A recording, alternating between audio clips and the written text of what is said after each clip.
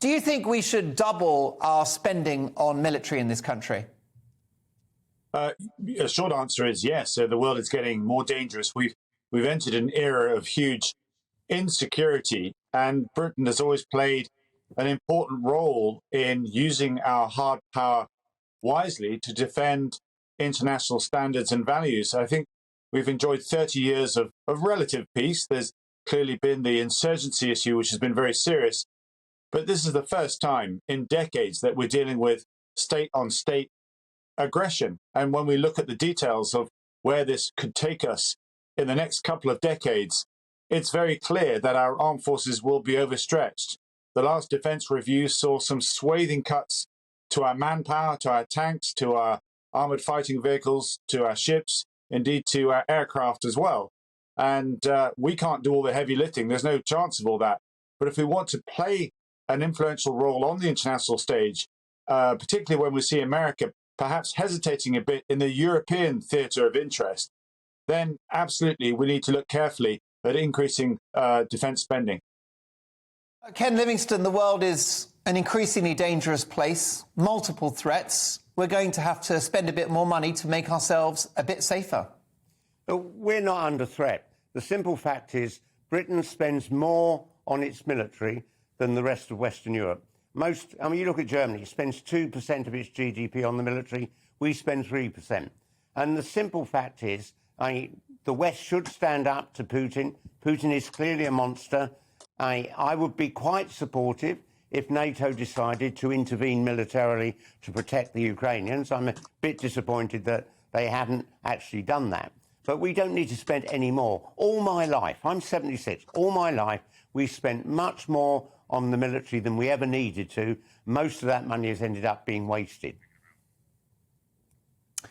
Tobias, how do you respond to what Ken Livingstone has had to say? I think the wasted money piece, I've been in the armed forces myself. I'll say that, yes, it's always difficult when you're in the world of hardware procurement for the military. But, mentioning Germany there, Germany is about to have the biggest defense budget in Europe. It's increasing its defense spending by 100 billion euros. This is a massive 180-degree change in foreign policy from Germany. They recognize that we are entering a new era of insecurity. They recognize they have to drop their sort of pacifist approach. They'll be spending a lot more and becoming a senior military player. So France, Britain are the other two major players as well. Ken is absolutely right to say Putin is a threat. I'm pleased to say he should have recognized, agrees that we should have intervened. Had we put in a division from NATO prior to the invasion, Putin wouldn't be invading today. My concern is that Putin isn't going to stop here. He can't afford to fail. And therefore, it's absolutely important that we recognize how overstretched our armed forces are at the moment. We simply don't have the ships on the one side, one part of our armed services, to deal with the Caribbean, to deal with the Indian Ocean, to deal with East Africa, to deal with the Middle East, the Suez areas, to deal with around British territorial waters, as well as the Arctic, and now a tilt to the Indo-Pacific. We simply don't have enough ships to cover all that. These are NATO commitments that we're part of. And likewise with our armed forces, a cut of 10,000 troops. And we have domestic challenges that we face, such as COVID. These things where absolutely, quite rightly, we lean on our armed forces to step in. Well, now I'm afraid they are overstretched. And the army itself is feeling that right now. We do need to revisit these numbers. That's what a stock check, a defense review is all about. Recognizing the threats that are coming over the horizon, working out what your place is in the role, and then adjusting your defense architecture according to what you want to do. However, Mr. Elwood, from which government department do we take that extra cash?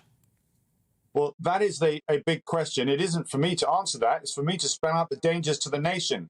If the Treasury wanted to provide the money, they could easily do so. We saw that with COVID. We saw that with other challenges. I make it very, very clear, and this is where we connect the budget that was looked at in the last couple of days, the economic challenges that we face today. What's affecting all of us? It's the cost of energy, the cost of fuel, the cost of food, all going up. Why? Because of what's directly happening in Ukraine. There's a direct correlation there. So we need to understand the more we sort out Ukraine, the more we stand up to Putin, the quicker we can actually start to fix our own economy. So you're right, there is that big question as to where does that money come from?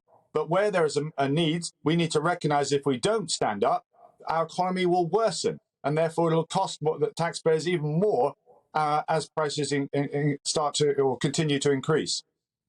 Ken Livingstone, you talked about how little the EU spend on defence, and isn't that a case in point? That's why the likes of Germany aren't able to talk tougher with Vladimir Putin.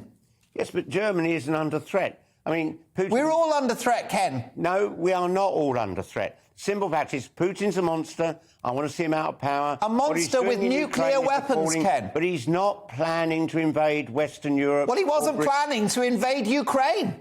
Yes, and that's totally wrong, but he's not planning to invade Britain. Are you taking his word for it? We've spent more on our military than other European countries. It's a nightmare. And almost all of our military spending in my lifetime was fighting in our colonies as the local people fought for their independence.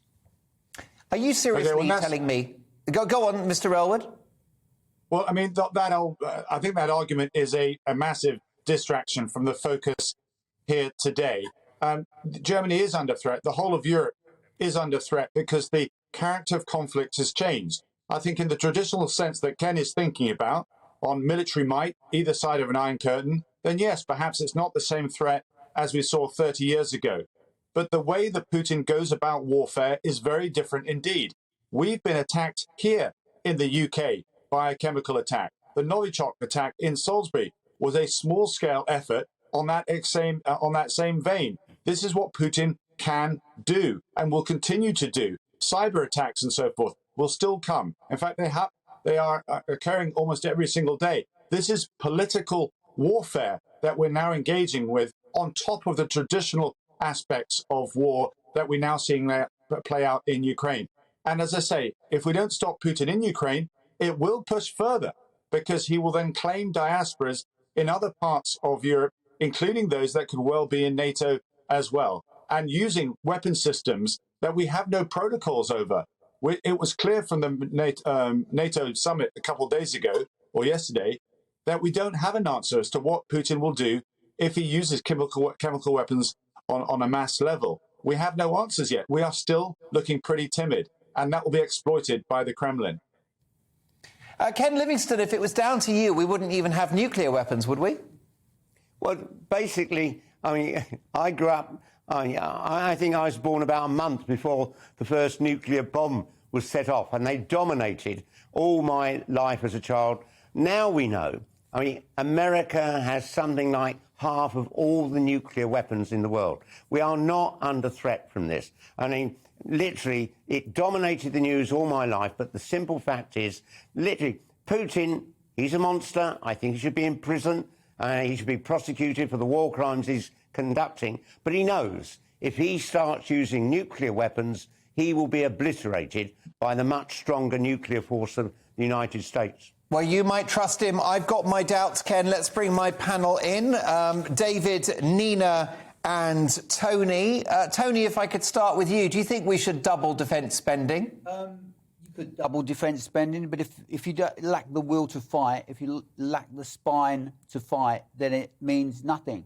Putin is in Ukraine because we have a craven, dribbling, senile old American president who made it absolutely clear right from the get-go, we're not going to get involved here. Putin watched America run out of Afghanistan. He saw all those 20 years of sacrifice by not least the British thrown away. So it really, it was made absolutely clear, Putin. Biden even spoke of a small incursion. You can take the Donbass, and now, it's just such an embarrassment, Biden. And now he's saying he's going to respond in kind if Putin uses chemical weapons. No, we're not going to respond in kind. Even if he uses chemical weapons, we're not going to respond with chemical weapons. That just will not happen. So, we've got this craven leadership who lack the bottle to stand up to the playground bully, who's a nuclear-armed playground bully. And you can double defence spending, you can triple it, you can times it by 10. But if the bully thinks that you're too scared to ever confront him, then he's going to walk all over you, which is exactly what's happening now. And the Ukrainian people are showing what can be done with the will to stand up for your freedom and your country.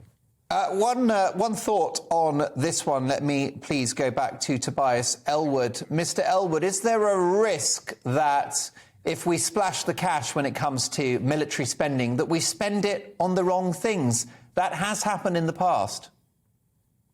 Yeah, we need to put our hands up and say that's exactly the case.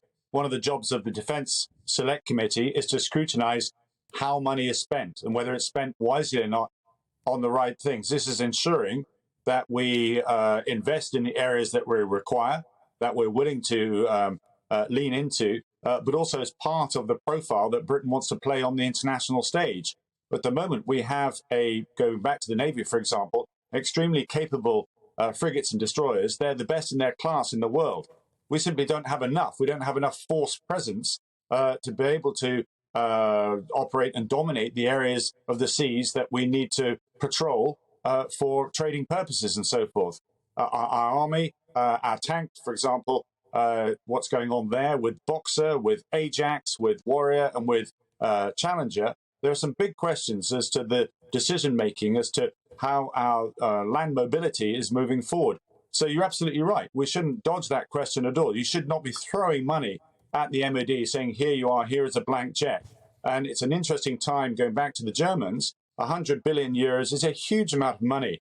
I do hope the Prime Minister will be inviting Olaf Scholz to Chequers to say, let's team up. Let's see how we can work together. Let's see how our procurement processes can actually work in tandem so we can actually save money, procure the kit we need, but more importantly, foster a security relationship that can lead Europe in meeting up the challenges of the next couple of decades. Nina Mishkov, do you think we should spend more money on defence? No, frankly, I don't. And I noticed that Tobias Elwood mentioned in what he was saying was wrong with what had been happening in the past with the Ajax tanks. I mean, do people know about the Ajax tanks, that they spent millions and millions on them, and they are not absolutely fit for purpose because they shake so much that they make the soldiers inside seasick. They're going deaf. They can't actually fire when they're moving.